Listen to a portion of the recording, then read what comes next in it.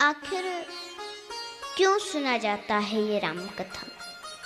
राम कथा का आश्रय लेने से जीवन में होता क्या है?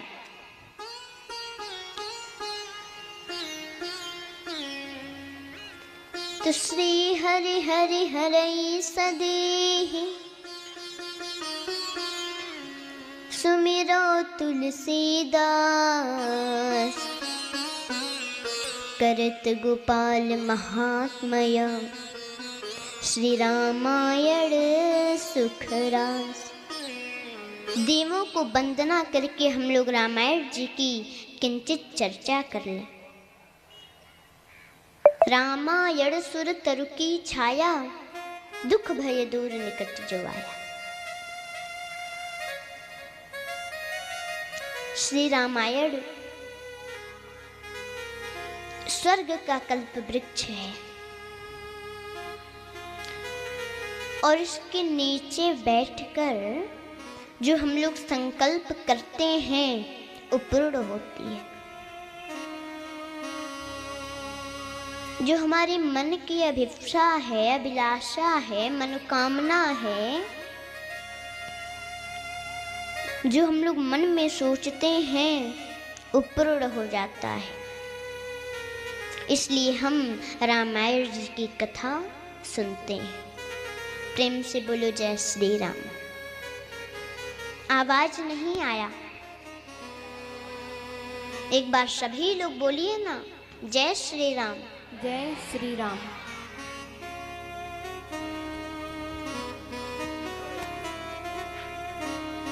देखिए, आप लोग सोचते होंगे कि कोई भी कथावाचक कथा कहते हैं तो बीच में जयकारा 10-10 मिनट पर लगवाते हैं, जय श्री कृष्ण जय श्री राम बुलवाते हैं। आखिर क्यों?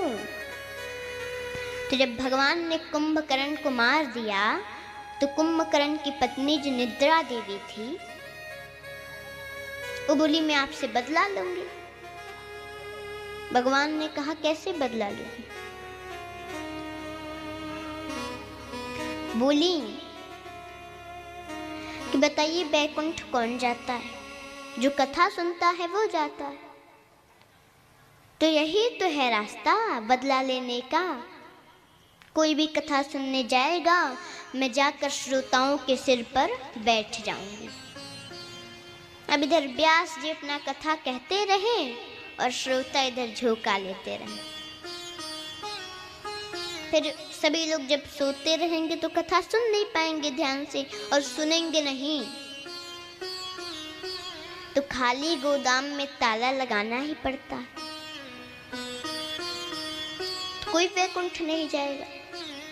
भगवान ने कहा अच्छा उपाय ढूंढा था तुमने, लेकिन मैं भी आज से नियम लगाता हूँ कि कोई भी कथावाचक कथा कहेगा तो 10-10 मिनट पर जयकारा लगवाएगा, और जब जोर से लोग बोलेंगे जय तो जयकारा से तुम भाग जाओगे।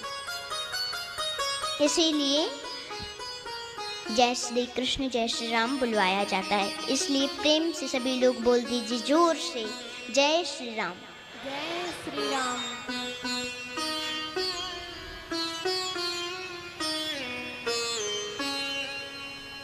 भगवान राम का जहां निवास है वही रामायण है। रामायण केवल ग्रंथ नहीं है, केवल किताब नहीं है। रामायण साक्षात दिव्य कल्प वृक्ष है।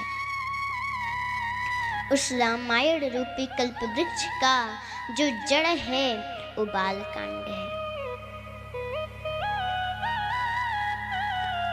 और जिस वृक्ष की जड़ें मजबूत होती हैं, कितना भी आंधी आवे, तूफान आवे, कुछ भी आवे, तो उस वृक्ष के लिए कोई भय नहीं रहता है।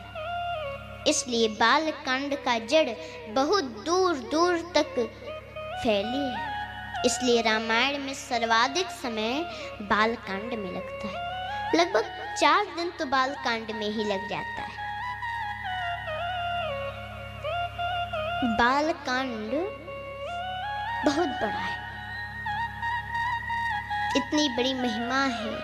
और अयोध्या कांड जो है ये रामायण रूपी वृक्ष का पेड़ है जिसको हम धड़ कहते हैं।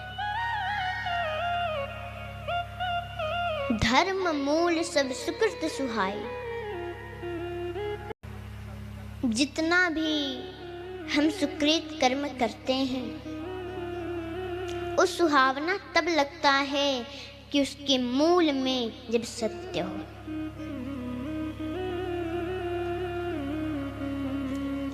ये अयोध्या कांड की महिमा है जिसमें धर्म की अद्भुत व्याख्या की गई है। और अरण्य कांड जो है वो रामायण रूपी कल्प वृक्ष की डालियां हैं और एक डाली में से कई कई कनखे निकले हैं। और किष्किंधा कांड जो है ये रामायण जी के पल्लव हैं, पत्ते हैं, जहाँ पर हनुमान जी से मिलन होता है, सुग्रीव को गले लगाया जाता है, वाली का उद्धार होता है।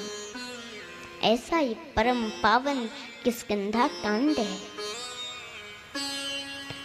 और रामायण रूपी वृक्ष का फूल जो है वो सुंदर कांड है।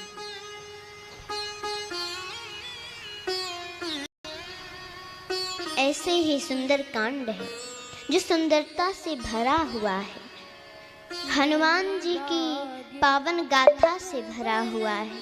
और रामायण रूपी कल्प वृक्ष का फल जो है वो लंका कांड है। उपवन बाटिका सरकोप बाबी सोहि, बन बाग उपवन बाटिका सरकोप बाबी सोहि, नर नाग सुर गंधर्व कन्या रूप मुनि मन मोहि, बन बाग उपवन बाटिका सरकोप बाबी सोहि, नर नाग सुर गंधर्व कन्या रूप मुनि मन मोहि।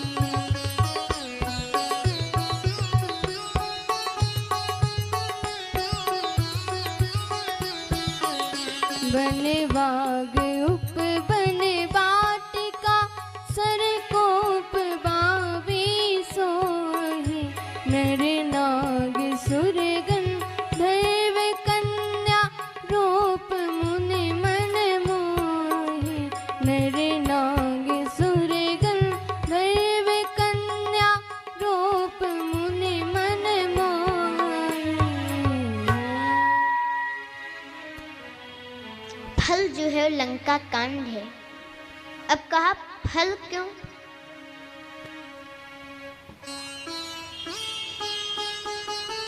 तो फल इसलिए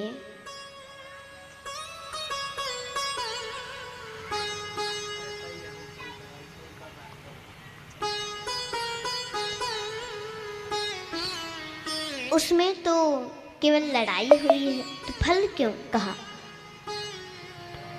तो जिसका जिसका वध हुआ उन सबको मुक्ति मिल गई और यही तो जीवन का सबसे बड़ा फल है। और उत्तर कांड जो है वो तो सबका रस है। वृक्ष के जड़ से लेकर के ऊपर की पाली पर्यंत संपूर्ण वृक्ष का जो निचोड़ है वो उत्तर कांड है। एक कल्प वृक्ष है और इसके छांव में जो आते हैं उनके समस्त दुख पाप संताप सब दूर हो जाते हैं। अब रामायण जी की शुभारंभ होने जा रही है।